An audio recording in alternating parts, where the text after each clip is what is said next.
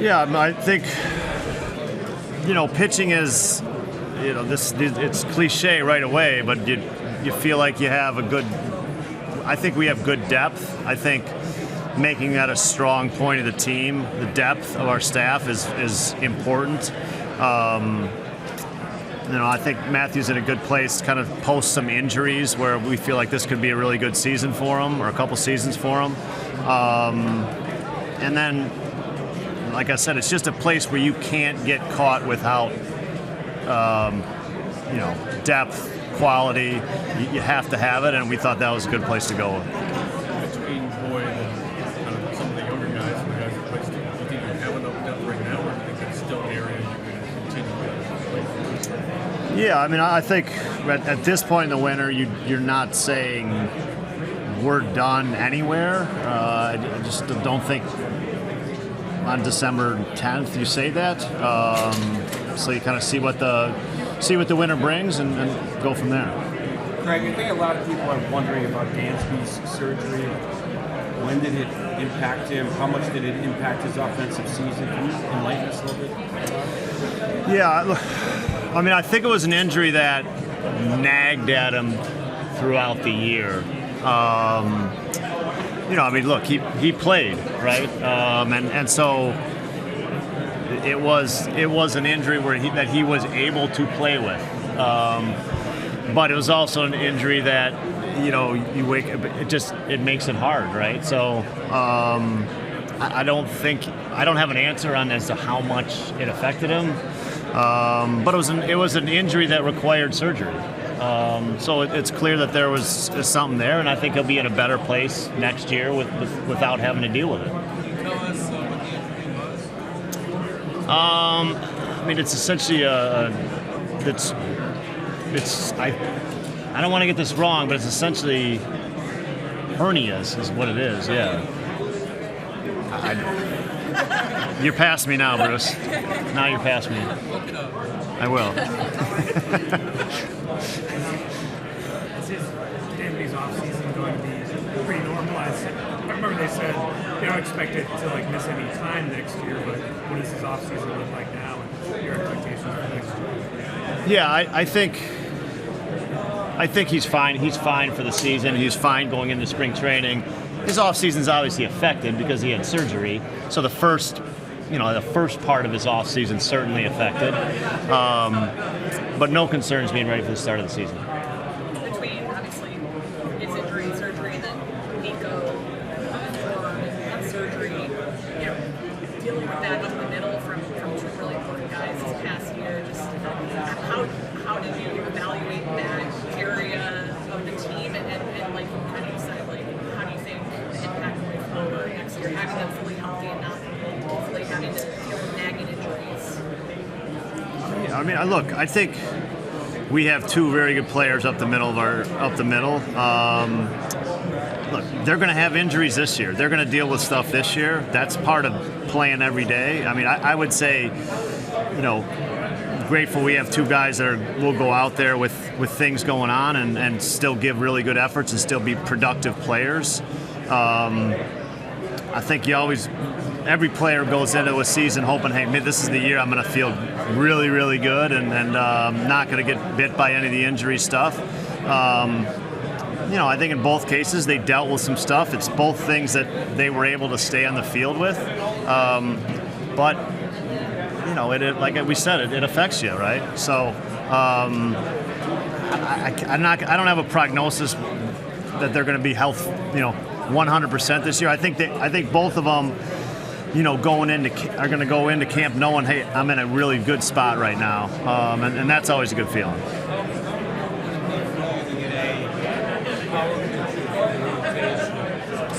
We have a lot of good pitchers. Same velocity. I know they have a different technique, but to get a true power arm from rotation, would that change the way that you approach games during this season? No, look, we're just looking. You just try to get the best pitchers you can. I think good pitchers come in all shapes and sizes and velocities and strengths. So I don't know.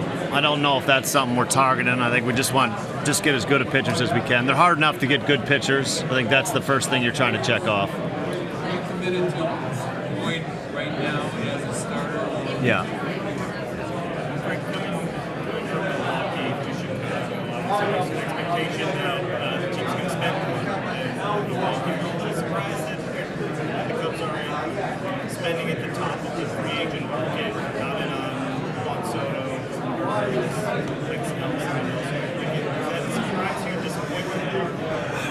I think we are just trying to. There's opportunities. You have to figure out what the best ones for your team are and when the right time to do them. And I think you have to be prudent with looking for those opportunities, no matter what team you are. Do you expect come spring training the team to look significantly more different? I expect the team to look different in spring training than it is now, yes. So what was your reaction to Cody deciding to stay? I mean, given what you saw last year when he was able to play through. Yeah, I mean, I'm glad Cody's back in the mix. I mean, I think, I think kind of the second half of the season, just how our lineup, I thought, started when Cody back in there kind of full-time post-trade deadline. I thought the lineup started to really, the run scoring started to become consistent. And I think that lineup produced runs. And I think that's what we're looking at right now, and that's a lineup that was productive from a run-scoring basis. Great. And a lot of that was key to some of our younger players starting to kind of pick it up as well. To Sada's point, I mean, you're talking about opportunity, right moment or whatever. Back-to-back 83-win team, but missing a 6 or 7 or 8 more kind of player. Isn't that the time to get one? Push it up into the 90 range? I mean, you're talking about the right opportunity, isn't this the time? Yeah, I think from that perspective, you're leaving out a big factor. Yeah. I'm leaving out a big factor? Yeah. Well, there's got to be a fit and a price for a player that fits, yeah. Of course. Yeah. We have Bellinger's name out there, bandied around. I know the Major League players give this the working name, but personally, worry about how that impacts him as far as somebody has to call and say, hey, we're not shopping you, or hey, that's just part of being a Major League player. Yeah, good players get asked about. That's just how this works now. It's how it's always worked. I think I worry about it a little more during the season. In the off season, it's just part of it. It's part of being a good player. It's a compliment. In a lot of ways. Major League Baseball players deal with a lot of uncertainty, and they get used to it. I think that's just how a lot of guys in the offseason have to deal with it. And it's really about being it's about being a good player. That's who gets asked about. That's who gets talked about. Coaching staff, we walk us through thought process. Coaching staff. Okay. Thought process behind the changes and how some of you guys Yeah, I think from the base coach perspective, Quentin is somebody that I've worked with, and understand what he's going to bring, very much know what he's going to bring, what he's good at, how he's going to impact our team. Jose Javier is a young coach that we did some homework on and found out really good things about, and I think will be a great partner for Quentin in our base running. Casey Jacobson is somebody who knows the Cubs very well, and I think has put in his work with the Cubs, and Daniel Mosco's got a great opportunity. Happy for Daniel that he got a great opportunity, and Casey was really a logical, someone it was only a matter of time before we felt that Casey was going to get that opportunity. Yeah. I'm trying to think did I miss anything? AJ Lewis, yeah. AJ Lewis is a really interesting. Is a Chicago kid who was just fresh off the playing field, but kind of really, for me, piqued my interest kind of what he did off the playing field as much as anything. He had been really accomplished kind of off the playing field in his winters while he wasn't playing, and very accomplished and did a great job kind of as we got to know him about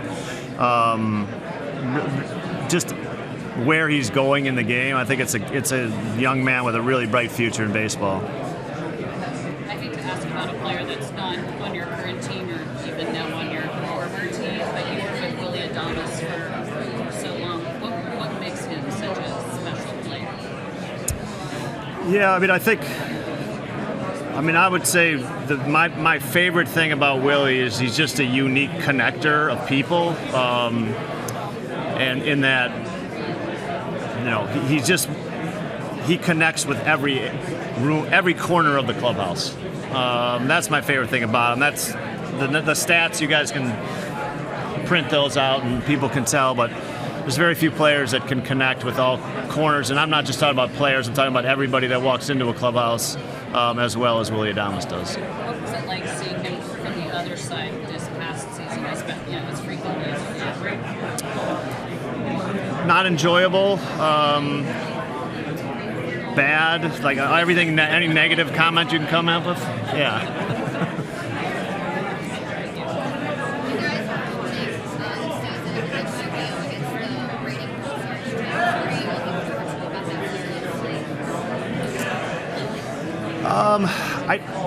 I guess the first thing that I think is the great thing is just as I'm so anxious to just watch Shota and Seiya there. That's probably first for me.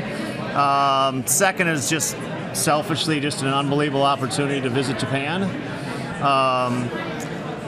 But I think us being able to maybe give back to two players that have given a lot to the Cubs, and watching them hopefully have a lot of joy of being able to compete in a great environment. That's going to be really cool.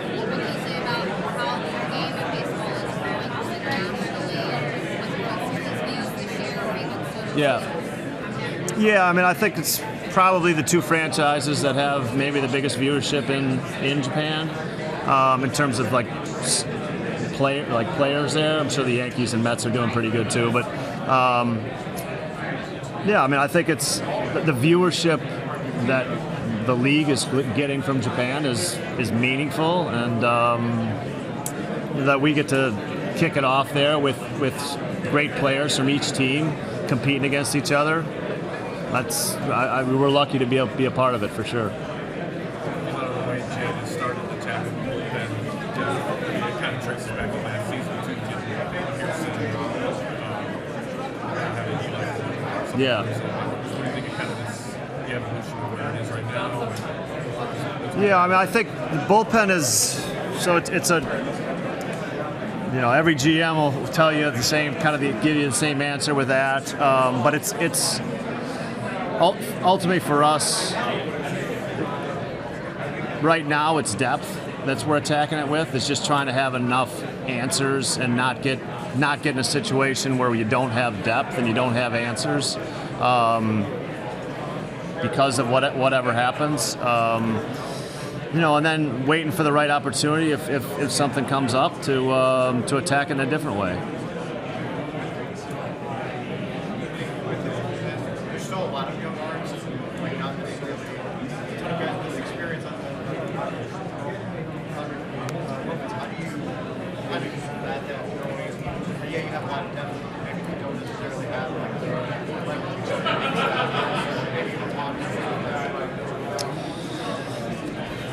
Yeah, I don't know if I think we want the quality is the most important thing, and I think we found some guys that we think can pitch that are going to be. Leverage is. I think you're talking about quality essentially, like the guys we're going to go to in the late innings with leads, and I think we found some guys that we have confidence in doing that. They didn't have much experience, and they had a lot of success doing it last year.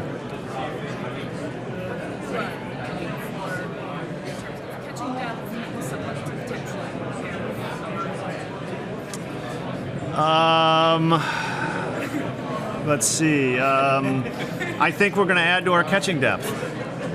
You don't say.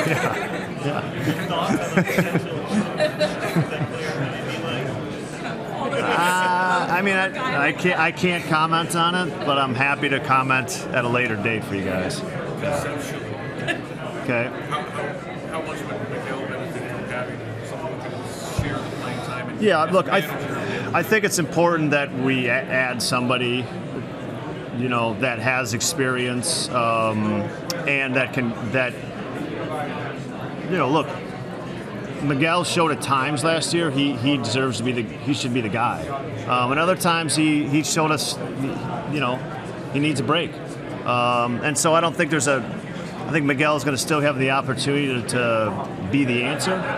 Or not the answer, but be a guy that is a regular contributor. But I think it's also important for us to have a backup plan, and I think we're gonna make sure we have a really good plan for that.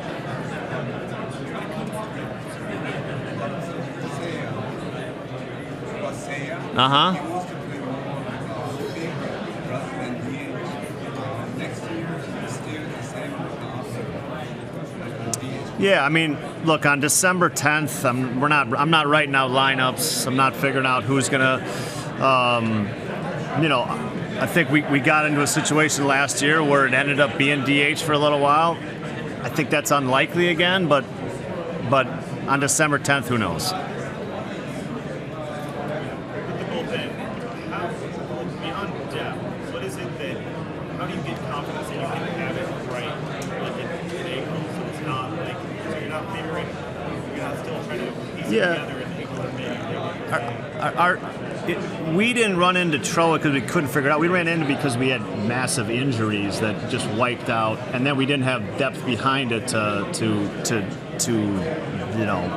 fill in. Essentially, that's what I thought we ran into last year. I think very few teams go into seasons and like, I've got it figured out for my bullpen. And I think if you do, you're going to be cause some mistakes. So, I think having a set of good answers, letting it sort itself out a little bit, is generally the process that teams go through. Someone's going to pitch the 9th inning of opening day, I hope, but I think we want to try to keep those guys healthy as best we can. Hopefully, provide depth behind the guys that make the team. That means probably sending some good pitchers to AAA. That is not going to be fun to do at the time, but a good thing to do for the depth of the team. Those are the things that I think are important when thinking about our bullpen and our rotation, frankly. How important, I think you touched on it right there, but how important is like optionality for bullpen arms, especially when you're having guys that you can bring up? Yeah, I mean, I think I've talked about that before, but I think it's not everything. Certainly, when you're signing free agents, you're not worried about optionality. But I think it is a place to have some depth and flexibility that during the course of a season you're absolutely going to need.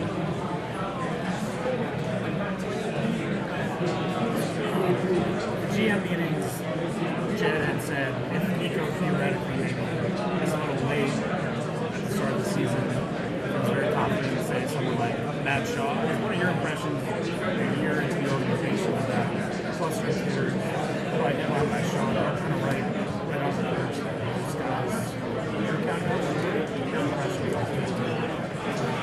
Yeah, I think I would say, just generally speaking, of all those guys that like finished the year in AAA, I think if just put that, blanket over them, that those guys will all impact the big league team this year in some way or another. And so they are essentially, I think they could be depth. They could be some of them could be a regular by the end of the year.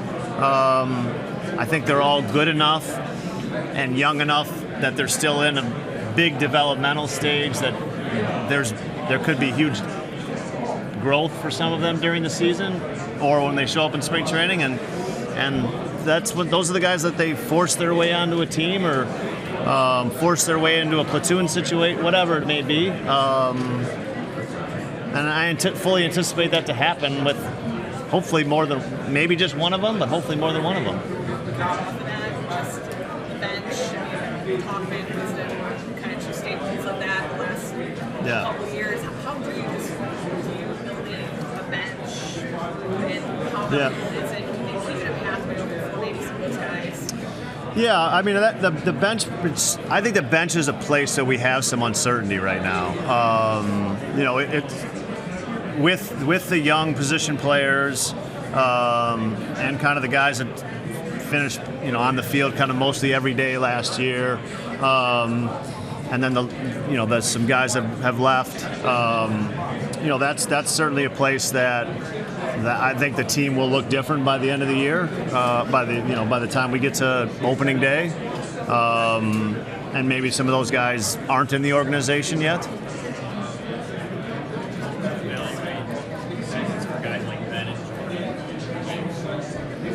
Is that a camera right there? That's really close. I just realized that. How do you evaluate a season for guys like that? They just get up and pitch a lot. How does that benefit what the pitching staff looks like?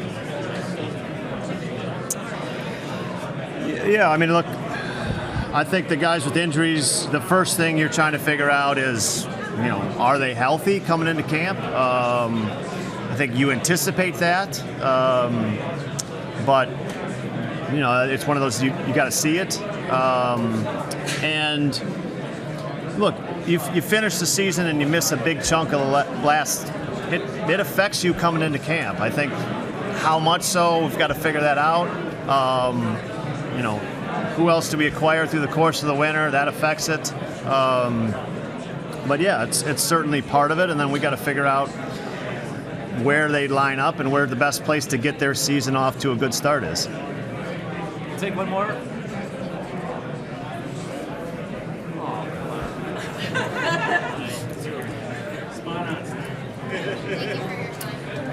You're welcome. Thanks, Greg.